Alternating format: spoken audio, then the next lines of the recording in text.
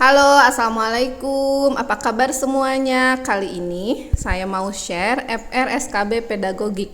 Jadi ada beberapa yang DM saya atau chat, tolong dong jelasin perbedaan antara ini dan ini. Apa itu? Evaluasi sama asesmen. Kemudian kurikulum 2013 lebih ke perangkat pembelajarannya ya. Kok istilahnya saya masih bingung gitu. Nanti saya akan share ya. Jadi versi 2013 yang lama sama yang terbaru. Kemudian ada juga program tahunan dan program semester. Ini ada banyak yang cerita emang ini keluar ya. Oke. Kita mulai ya. Tapi sebelumnya jangan lupa like, share, komen, dan subscribe. Soal nomor 1, Pak Rahim adalah seorang pengawas sekolah. Ia memberikan penilaian bahwa sumber belajar yang digunakan guru-guru di sekolah X itu sudah tepat. Maka Pak Rahim sedang melakukan titik-titik. A. Evaluasi, B. Tes, C. Assessment, D. Pengukuran. Jawabannya adalah A. Evaluasi. Jadi evaluasi berhubungan dengan keputusan nilai atau value judgment. Di bidang pendidikan, kita dapat melakukan evaluasi terhadap kurikulum baru, suatu kebijakan pendidikan, sumber belajar tertentu, atau etos kerja guru. Nah, kita kan sering tertukar ya, evaluasi dengan asesmen itu sama atau beda. Nah, dari aspek sifatnya kita lihat evaluasi itu bersifat makro, meluas dan menyeluruh. Biasanya lebih ke evaluasi program, kurikulum. Kalau assessment menyangkut kompetensi siswa dan perbaikan program pembelajaran. Kemudian dari segi pengertiannya, kalau evaluasi itu lebih melihat apakah suatu program yang telah direncanakan telah tercapai atau belum, berharga atau tidak, dan dapat pula untuk melihat tingkat efisiensi pelaksanaannya. Nah, kalau assessment memperoleh informasi tentang sejauh mana hasil belajar siswa atau ketercapaian kompetensi siswa. Nah, lingkup evaluasi apa saja? Itu program pendidikan, bisa melihat siswa, guru, materi, organisasi. Kalau assessment itu lebih spesifik ya, yang dilihat individu atau siswa. Kemudian hasil biasanya dari hasil evaluasi ini digunakan untuk mengambil keputusan atau kebijakan. Kalau assessment untuk bahan evaluasi. Nah, prosesnya biasanya evaluasi akhir dari keseluruhan. Kalau assessment mulai dari awal, selama pembelajaran, sampai akhir pembelajaran. Nah, informasi yang disajikan evaluasi itu bersifat kualitatif ya. Kalau assessment kualitatif dan kuantitatif.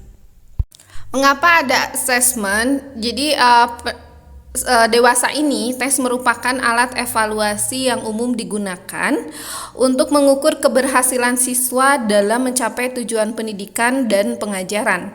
Jadi pendapat dari para ahli bahwa tes tertulis hanya cocok untuk mengukur ranah kognitif.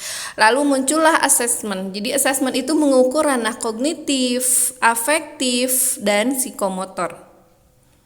Oke. Nah, sekarang beralih ke tips kurikulum 2013 versus revisi. Jadi teman-teman, untuk kurikulum 2013 ini kita bisa cari info resmi Kemendikbud dan BSNP. Jadi Badan Standar Nasional Pendidikan. Bisa di-download di https /2 bsnv-indonesia.org. Nah, jadi sebaiknya mencari info tentang K13 dari tahun 2018 ke atas. Jadi ke sini ya. Karena K13 mengalami beberapa kali revisi. Jadi tidak hanya silabus, Prota, Promes, dan RPP yang mengalami revisi, termasuk sistem penilaian juga. Nah, sumber informasi sebaiknya dari jurnal. Jadi karena jurnal itu pasti ada info yang terbaru dan itu resmi, jadi ilmiah karena ada para ahli. Jadi yang ikut terlibat, maksudnya ada judgementnya gitu ya. Kemudian, nah kurikulum 2013 versus revisi. Nah, maaf ya, waktu itu sempat pada gaduh gitu. Ini standar kompetensi itu ada nggak sih di silabus gitu? Teman-teman, standar kompetensi atau SK itu adalah penamaan pada zaman KTSP. Kemudian sekarang kurikulum 2013 namanya menjadi kompetensi inti atau KI, seperti itu. Clear ya? Nah, penilaian sikap itu masuknya KI 1 dan KI 2. Jadi untuk yang terbaru sudah ditiadakan di setiap mata pelajaran. Ini menurut revisi 2018 ya. Jadi hanya dilakukan oleh guru PAI dan guru PPKN. Namun katanya dalam penulisan RPP tetap dicantumkan. Nanti saya bahas lebih dalam tentang penilaian sikap ya dari beberapa jurnal yang saya temukan. Oke, di sini kan revisi kurikulum 2013 itu ada di Permendikbud tahun 2016 seperti nomor 20 tentang standar kompetensi lulusan, nomor 21 tentang standar isi, nomor 22 standar proses, nomor 23 standar penilaian, dan nomor 24 standar KI dan KD. Selanjutnya nomor 24 tahun 2016 ada revisi lagi menjadi Permendikbud nomor 37 tahun 2018, yaitu perlu mengintegrasikan muatan informatika pada kompetensi dasar. Jadi hati-hati ya teman-teman, di sini kita perlu update karena memang selalu ada perubahan ya. Kemudian, nah tadi saya singgung ya sebelumnya ada penilaian sikap.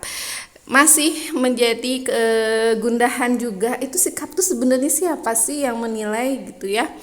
Nah, saya coba baca-baca jurnal. Jadi di sini ada salah satu jurnal yang menyatakan kurikulum 2013 itu kan revisinya pada aspek sikap spiritual dan sosial dilakukan oleh guru PAI dan PPKN. Nah, katanya guru mata pelajaran lain tetap melakukan penilaian sikap hanya saja sebagai penguat deskripsi sikap siswa yang akan diberikan, kemudian dirumuskan oleh wali kelas. Jadi, guru mata pelajaran lain ikut andil ya, maksudnya ikut di sini penekanannya penguat ya, sebagai penguat. Ada juga yang menyatakan kalau menurut Aiman tahun 2016 katanya ya, jadi data sikap siswa itu tidak cukup dilakukan oleh guru PKN dan guru PAI saja. Nah, di sini juga ada yang menyatakan kalau penilaian sikap itu bisa dengan observasi, penilaian oleh guru, penilaian diri, dan penilaian antar teman. Kemudian ada juga di sini nih yang lebih menarik, penilaian sikap di luar kelas tidak melakukan penilaian sikap di luar kelas. Tidak melakukan penilaian sikap akan tetapi apabila melihat perilaku siswa yang menonjol maka akan dicatat. Nah, jadi hal tersebut dikarenakan pada saat di luar jam pelajaran yang menilai sikap yaitu guru BK dan pengawas yang ditunjuk oleh kepala sekolah. Terkait dengan penilaian sikap, semua guru wajib untuk menyetorkan nilai kepada wali kelas. Jadi guru agama dan guru PKN memang mengajarkan secara langsung terkait dengan nilai karakter, tetapi guru lain tetap melaporkannya. Jadi dasarnya guru lain itu melaporkan ya, ikut menguatkan gitu. Jadi tapi tetap prinsipnya guru PAI dan PKN. Yang saya tangkap seperti itu sih dari beberapa jurnal. Kemudian sekarang kita beralih ke Protap versus Promes. Nah, Protap kata kuncinya adalah 1 tahun karena kan program tahunan. Yang diingat untuk mencapai tujuan pembelajaran atau KI dan KD. Ingat ya teman-teman, tidak membawa lagi SK karena SK itu penamaan yang dulu. Jadi sekarang namanya KI dan KD yang ditetapkan. Nah, kalau untuk program semester itu jelas ya, 1 semester. Nah, merupakan penjabaran dari Prota. Jadi, program semester tidak mungkin disusun tanpa didahului oleh penyusunan program tahunan karena dijabarkannya dari program tahunan.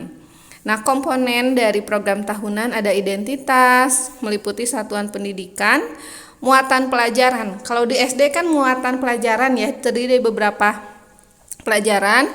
Nah, kalau di SMP, SMA itu ada mata pelajaran, kemudian kelas, tahun pelajaran. Kemudian format isiannya ada KD dan alokasi waktu.